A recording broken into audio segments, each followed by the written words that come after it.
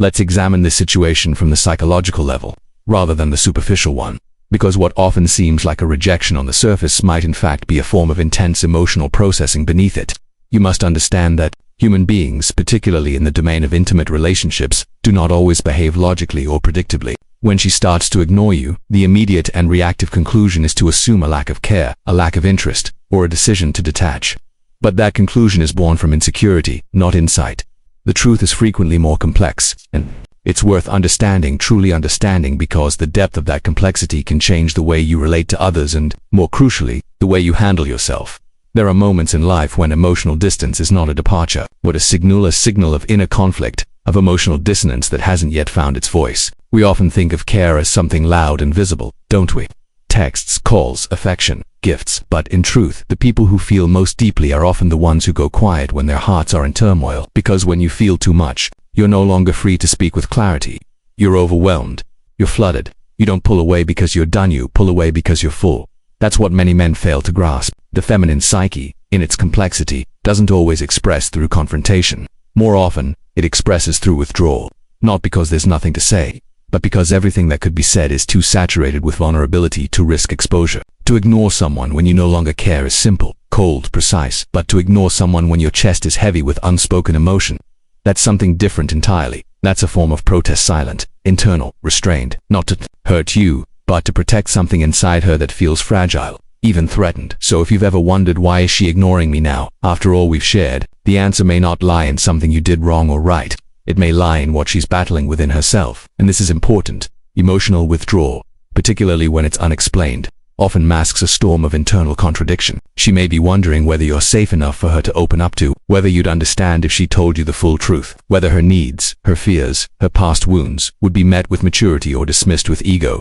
So instead of risking misunderstanding, she opts for silence. And this is where you face a crossroads, not just in how you view her, but in how you choose to respond. Because if your reaction to her silence is insecurity, panic, blame, or pursuit, you confirm her fear that you can't handle the weight of her interior world. But if you meet that silence with strength, with presence, with patience and introspection, you communicate something powerful. You're not threatened by her complexity. You can hold it without needing to fix, force, or flee. That is rare, and it's what earns trust. Because while modern culture teaches you to chase what runs and fight for what withdraws, true emotional maturity demands the opposite. It demands the ability to differentiate between emotional distance rooted in manipulation and emotional distance rooted in confusion or vulnerability. One is toxic, the other is human, and only through self-awareness can you tell the difference. Now, think about this. We all have thresholds, emotional limits, and many people, especially those who've been hurt before, who've loved deeply and been left wounded, carry an internal meter. They can only feel so much before their nervous system says enough. And when that threshold is reached, the coping response isn't always to confront, it's to shut down. That's not cruelty. That's not gamesmanship. That's trauma. That's nervous system dysregulation. That's the body and the mind trying to regain control through distance. And here's where your responsibility begins. Not to fix her, not to demand explanations, but to turn inward and examine why her silence unsettles you so much. Is it fear of abandonment? Is it egoic pride? Is it a wound you haven't healed that makes her lack of attention feel like a personal attack? You see, when you shift your focus from what is she doing to what is this awakening in me, you begin to grow. You become more competent. You become dangerous in the best way possible because you're no longer controlled by circumstances, but by principle. People don't go silent in the face of apathy, they go silent in the face of emotional overload. And if she's ignoring you, especially after being emotionally available, that's a strong signal that something within her has reached a tipping point. It may not be about you specifically. It may be about old emotional patterns resurfacing. It may be about her past. It may be about fears she hasn't articulated yet. But here's the truth. You'll never get to the bottom of that by pushing for answers. You'll only get there by proving that you can sit in uncertainty without unraveling. That is a rare kind of man, and it's the kind of man a woman can open up to, not because he pressures her, but because his steadiness creates safety. Safety is not about solving her problems. It's about being the kind of presence that doesn't get shaken when the emotional current changes. Most men, when ignored, respond with anger or panic, or they spiral. They make the mistake of believing that distance means disinterest, and they begin to beg, chase, criticize, or collapse. And in doing so, they prove themselves unreliable, not because they lack good intentions, but because they haven't built the internal architecture to hold the weight of emotional ambiguity. To have to be better than that, you have to become the kind of man who recognizes that emotional withdrawal doesn't always require a reaction, it often requires understanding. And here's the challenge. Understanding can't exist without space. You need distance. You need breath. You need to allow her the dignity of her own emotional process without interfering. That's respect. That's maturity. That's power. But let's go even deeper. Consider that her ignoring you might be, paradoxically, a way to keep you close, because if she really didn't care, she wouldn't need to create distance. There would be nothing to distance from. But if she's trying to regulate her emotions, and you're the source of emotional intensity, then distancing from you becomes a survival instinct, not abandonment, containment. And if you can't understand that, if you can't hold the paradox of being both the object of her care and the cause of her temporary retreat, then you're not yet ready to lead in the space of emotional connection. We live in a world where attention equals validation, where silence feels like failure. But the truth is, silence is sometimes a sacred space, and her withdrawal might be her way of protecting that space, of sorting out what's real, what's projection, what's fear, what's truth. She might be questioning her own motives. She might be testing her own capacity for intimacy. And yes, she might be watching to see how you respond when she stops giving you everything. Do you collapse into self-pity? Do you rage or do you rise? That's the moment of transformation. That's the moment where you stop needing and start becoming. Because what you do with her silence says more about you than it does about her. And if you can face it, if you can hold it with clarity, with poise, without becoming desperate or defensive, you prove something rare, that your sense of self isn't contingent on her attention. And that, ironically, is what often invites her back. Because no one wants to open their heart to someone who can't stand alone. When she pulls back, she's watching to see if you lose yourself without her, and your ability to remain grounded, present, and whole becomes the evidence she needs to trust you again. Not because you chased her, not because you gave her words, but because you lived the truth calmly, consistently, without drama. So don't mistake emotional distance for emotional detachment. They are not the same. One is a defense mechanism, the other is apathy. One is reversible, the other is not. If she's ignoring you, and you still sense energy beneath that silent stillness instead of emptiness, then that's a sign, a subtle one, but real. And that's where your character is forged, not in how loudly you speak, but in how deeply you listen to her. Yes, but also to yourself. Because the question isn't just what is she feeling, it's also, can I hold space for someone else's emotional reality without letting it destroy my own? That's strength, that's wisdom, that's leadership. And it is exactly what separates men who stay in reactive patterns from men who evolve into conscious, competent partners, men who don't just demand connection, but earn it, and earning it starts here, by understanding that ignoring you isn't always a rejection. Sometimes it's the clearest sign that she's trying to care without getting crushed by that care. And if you can see that, you unlock not only a deeper level of empathy, but a deeper level of self-control. And from there, everything changes. It's not uncommon to misread withdrawal as indifference, but often what you interpret as rejection is really a disguised effort to re-establish personal boundaries that have in some way been crossed or destabilized. And here's the paradox. Many people, especially those with complex emotional histories, don't communicate their boundaries with words, they communicate them with distance. She's not necessarily walking away. She's measuring the space. She's watching what you do when she stops giving. That isn't manipulation.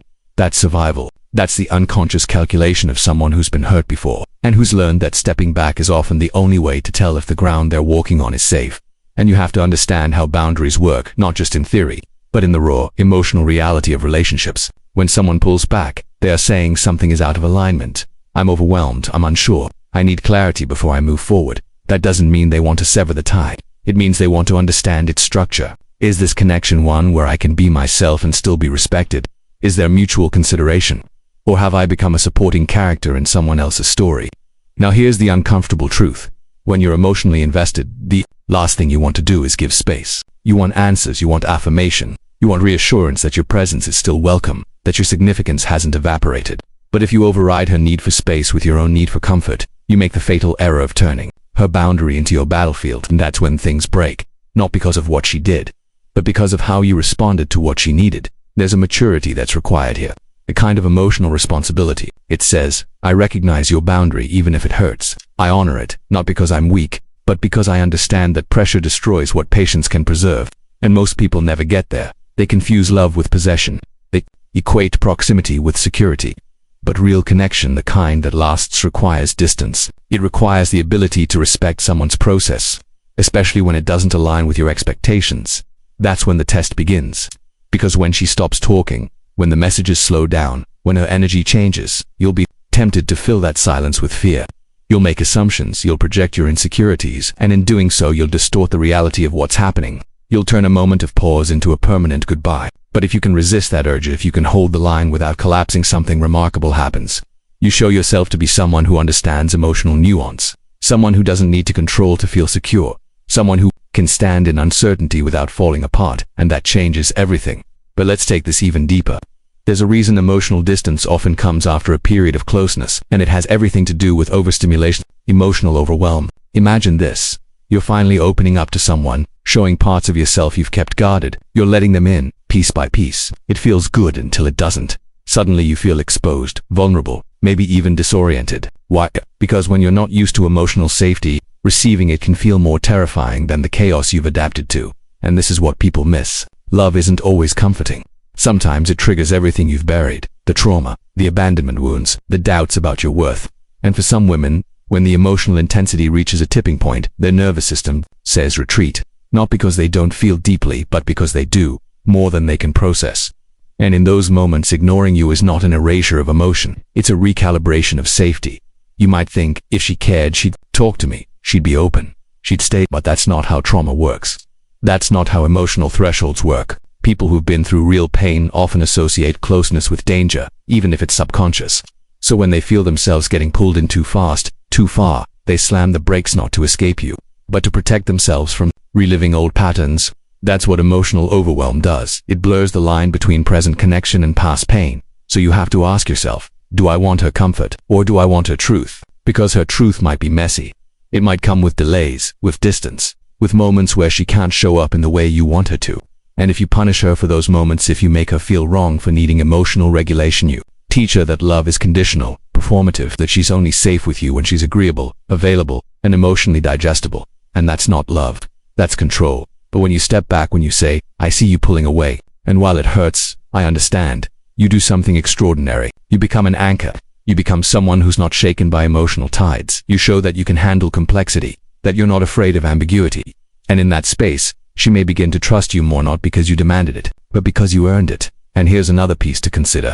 Your response to her emotional overwhelm is also a reflection of your own capacity for intimacy. Because maybe, just maybe, the silence she's giving you is an invitation, not to chase, not to plead, but to grow, to examine the parts of you that still panic when you're not in control, to look at the ways you've made someone else's attention the barometer for your self-worth. That's the work. That's where you become stronger, not through dominance, but through discernment. You have to become fluent in the language of space. You have to learn that sometimes the most powerful thing you can do is not to act, to wait, to watch, to hold your position without retreating into self-doubt or reactivity.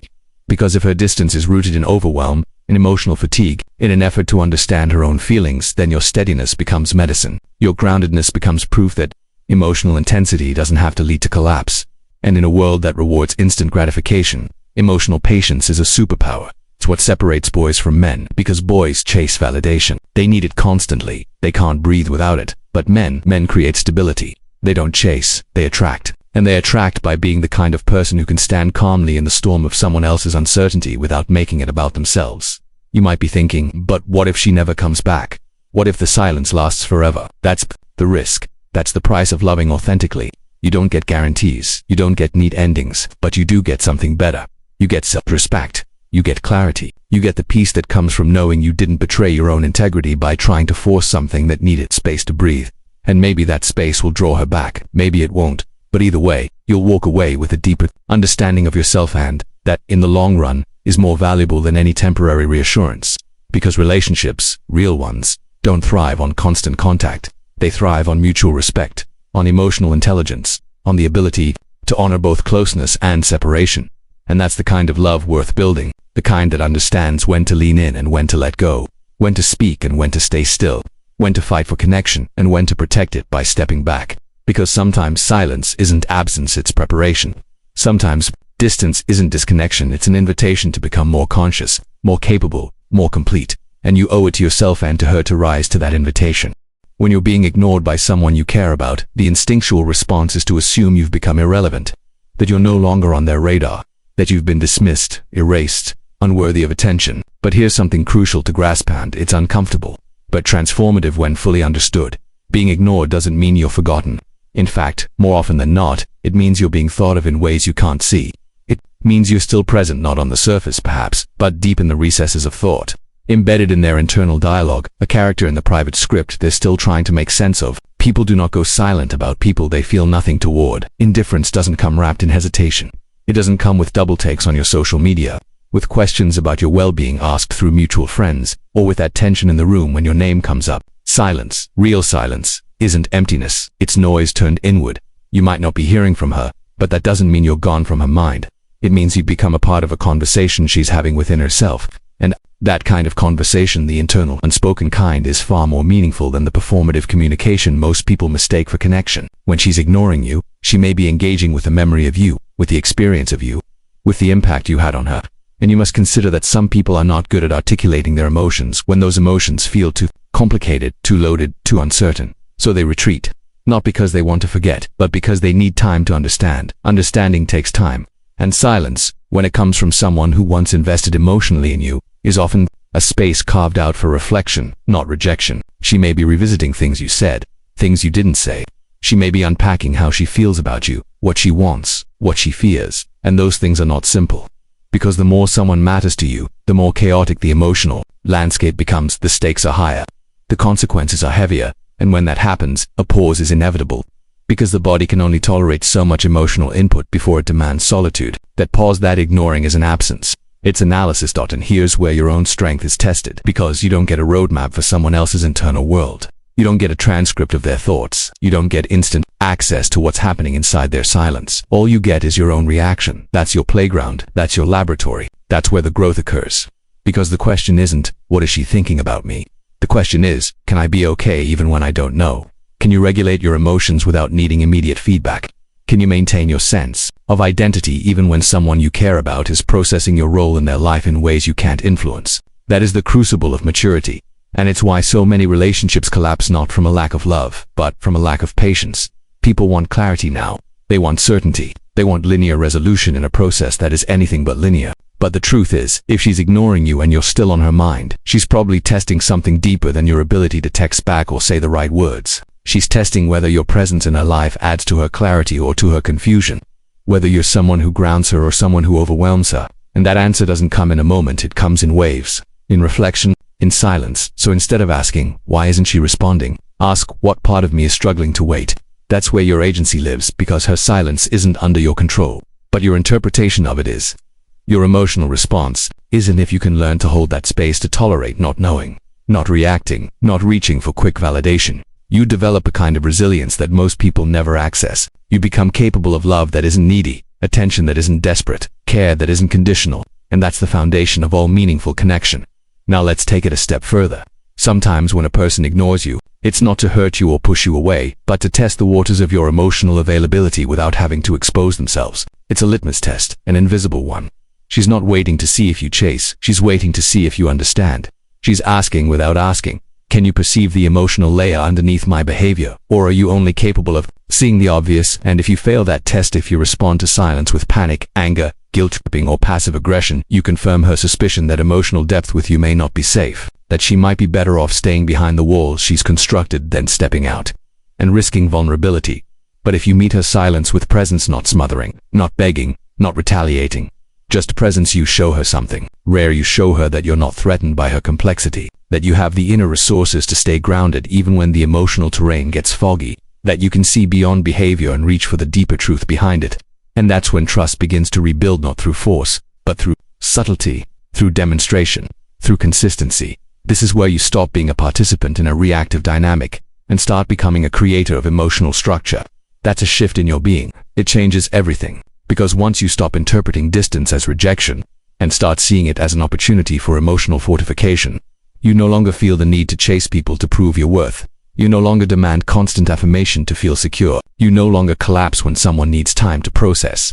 And that makes you profoundly attractive, not in the superficial sense, but in the real, enduring way that builds lasting relationships. Attraction isn't just about physical presence. It's about emotional gravity. It's about being someone who can hold their own center when others are spinning. And emotional gravity is only developed through self-regulation, through knowing who you are when no one is watching, through building a core identity that is not tethered to how others treat you. That's what she's looking for, whether she knows it or not, whether she admits it or not. She's watching how you behave when the lights go off, when attention fades, when affection stalls, when validation isn't flowing.